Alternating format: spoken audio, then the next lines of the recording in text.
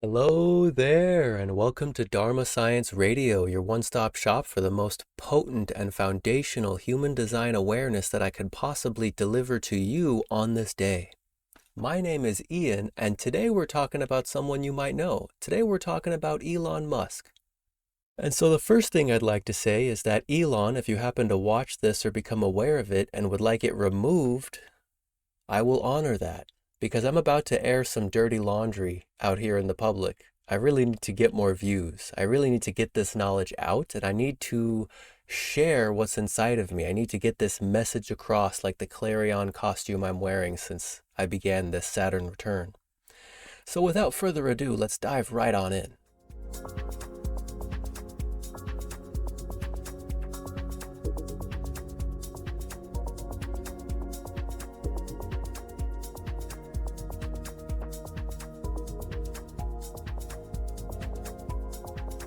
Here we see the chart for Elon Musk. We see a 3-5 manifesting generator. Single definition. So some things that stick out to me very fast is the nature that we're dealing with a 3-5.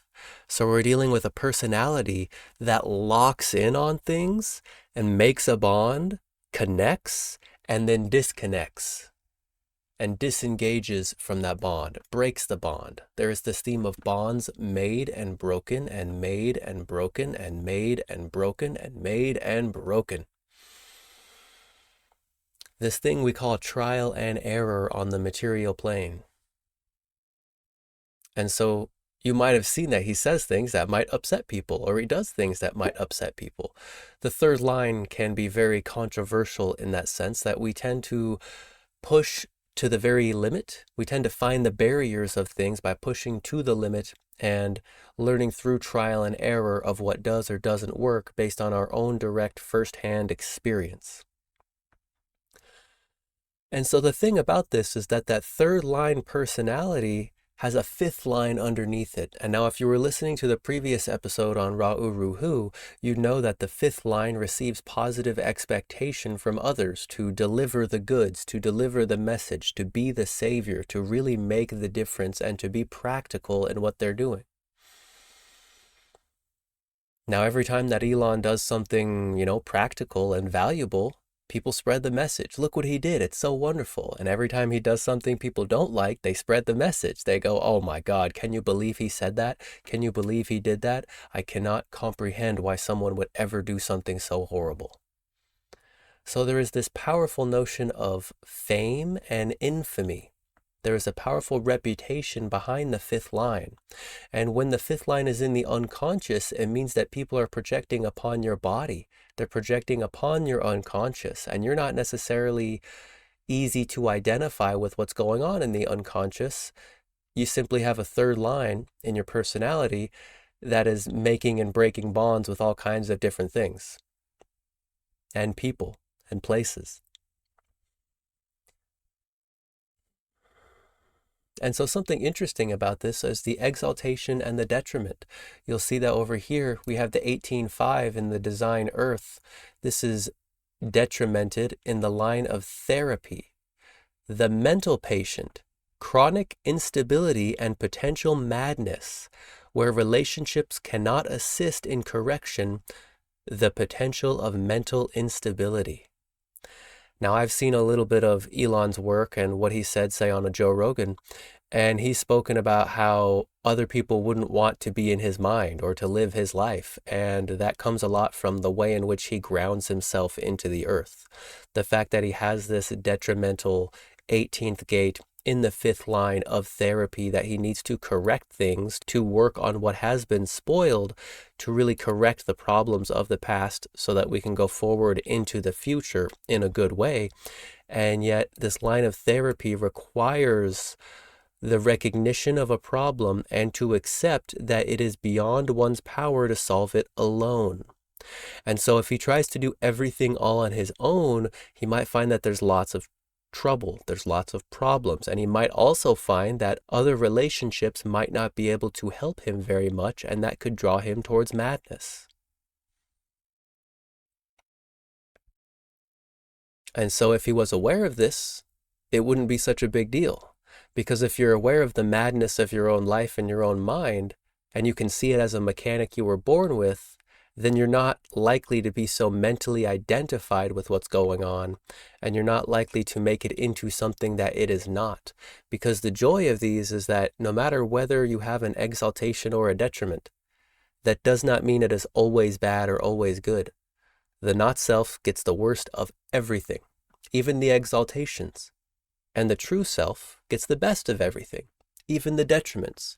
So this therapy and the madness inherent in this, if he was honoring his inner authority as a sacral authority manifesting generator, then he would even be able to find a deep sense of satisfaction in the face of the madness that he finds in this life.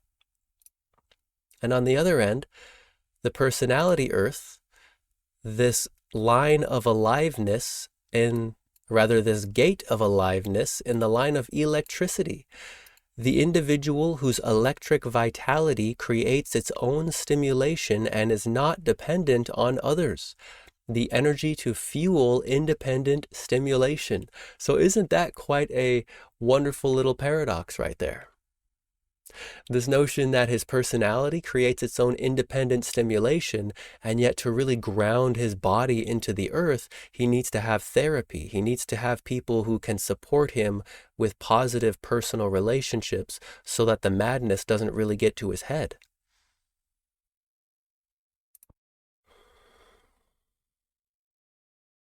And so when we take a step down here into the full body graph itself, we see that we have the throat center connected through the manifesting generator channel of the 2034, defining through the format energy of the 952 with also the 5818, defining his spleen. So he's got a powerful immune system. He has a fixed response to stress in life. He has a sacral that is defined, which makes him a generator.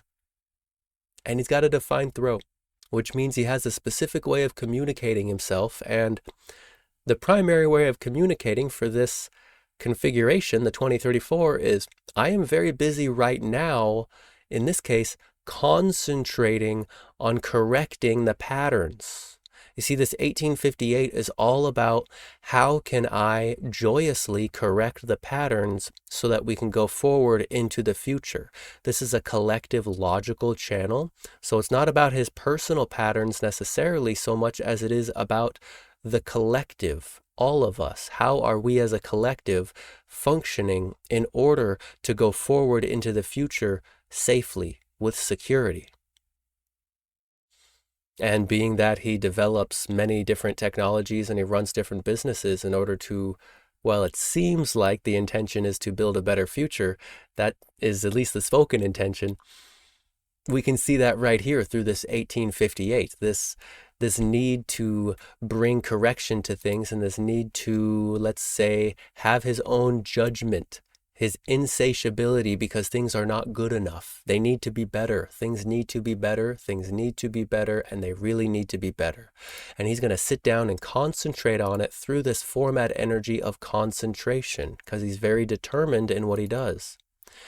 Right here, this 2034, I can't even click on that one. That's funny how that works. At any rate, this 2034 is the design of a manifesting generator, and it's the nature of charisma. It means that he is so busy doing what he's doing that people in general want to have his attention. They want to be around him because he's so busy doing what he's doing right now. He can hardly even have time to explain it necessarily because he's simply busy being busy, because he's concentrated through this format of the 952 in order to correct the patterns. And there is even an unconscious depth through this 48. That depth is incommunicado. This depth are things that aren't always communicated. So there is a hidden underneath inside of him of what is not spoken. There's secrets, there's things we don't know about. That influences the depth of what he's really doing here. This 38, he's willing to fight for it. His body fights for it and makes qualifications, tempering opposition based on the circumstances. So he's fighting for what he believes in based on the individual circumstances that happen to appear in his life. And so that all sounds fun, doesn't it? That all sounds nice. That sounds great.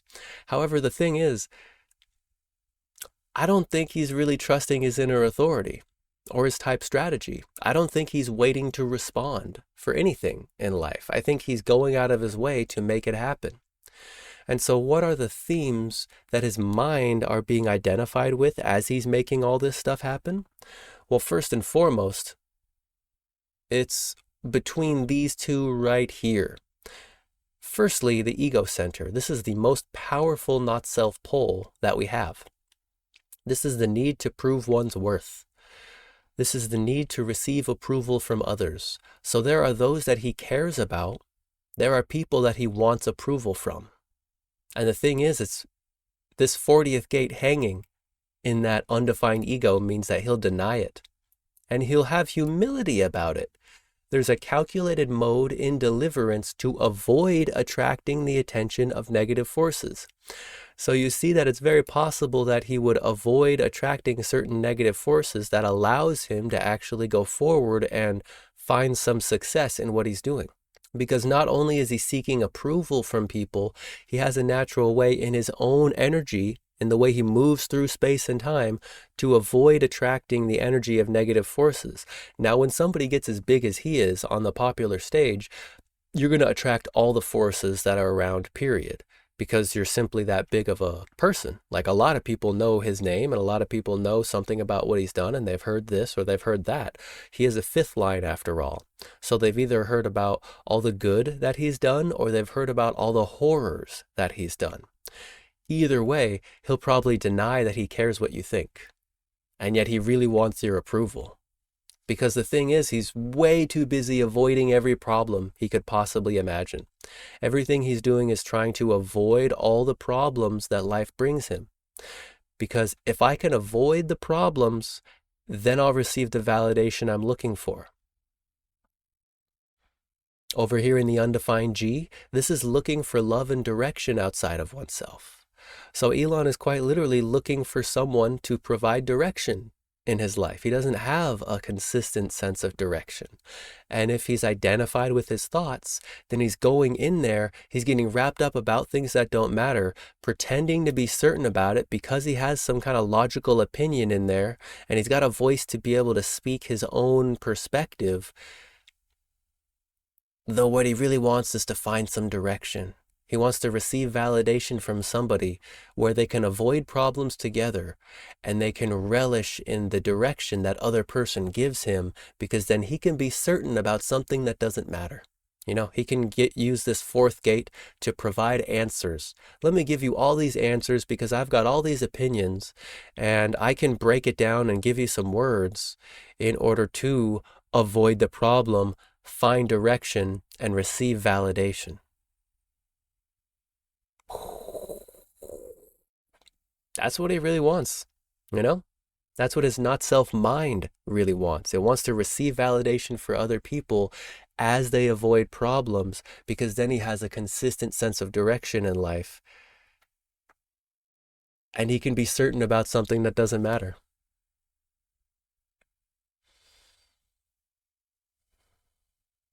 You know, it's always so funny for me looking at one of these charts and seeing what comes from me naturally without having somebody else on the other end that I'm working with.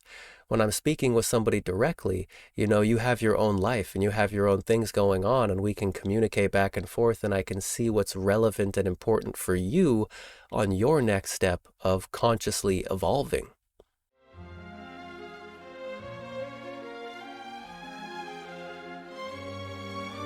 The biggest problem I was having was getting my head wrapped around all of the content and all of the information held within the human design system. Ian really made it simple for me to engage my curiosity, for one, but made it approachable enough to where I felt like I could immediately get value out of the conversation and immediately start applying things to my day-to-day life, where it didn't seem like some big puzzle I had to solve. It was an immediate solution to something that I was dealing with in my life. How am I going to apply this with any sense of reality? And he made it so simple and so easy that I have now been on another 1.5 years since that first meeting with him and my first introduction into human design. And it has really given my overall life experience and the quality of my conscious experience a great boost, and overall something I would highly recommend to anyone else that's early on in their years, or even months sometimes, like I was at Human Design. I've been following Ian for about a year now, and I got the chance to work with him recently.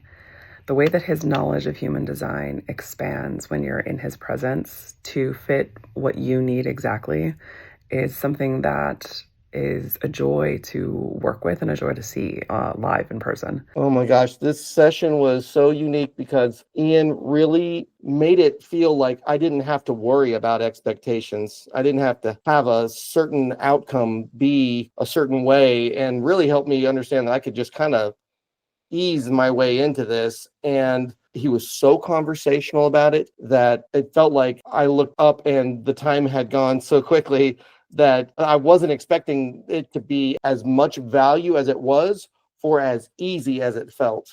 I definitely recommend getting a reading, getting a chance to work with Ian. He's one of the kindest souls I've met and has a really firm grasp on the information in human design. Definitely recommend. I would recommend working with Ian for anyone that is wanting to have someone that will be both there to nurture your curiosity about human design and the fun things that you can explore about it, but also will challenge you and push you in a direction that will get you up and moving and using it in your real life. I think more than anything else, if you want to not just mentally know this system, if you want to understand how to apply it and use it and see immediate results, Ian is the person I would recommend for that. I think it is important for people to remember that this is an experiment. It is not something that you can try without trying. Like you can't get the flavor of something unless you've chewed it up and swallowed it, right? And this is one of those things where Ian does such a wonderful job of making each thing that you're experiencing understandable, and allows you to apply it with repetition. So it's not just a one-time thing. You learn how to build really good habits and how to build really good ways to honor your own authority in your own life. And from there, he lets you go and then you can fly. It's pretty remarkable how well he sets up my overall experience within human design for the purpose of changing my life, which it really did.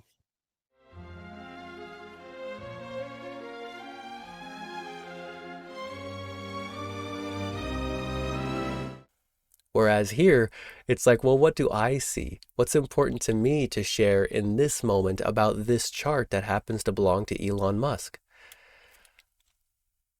Well, I could see he's got the 14th gate down here in his defined sacral. He's got power skills. He's got a deep sense for security. You can see that line right there, that he's maintaining security in his own way. And that's actually really funny too, because I can see the not self of that security at play.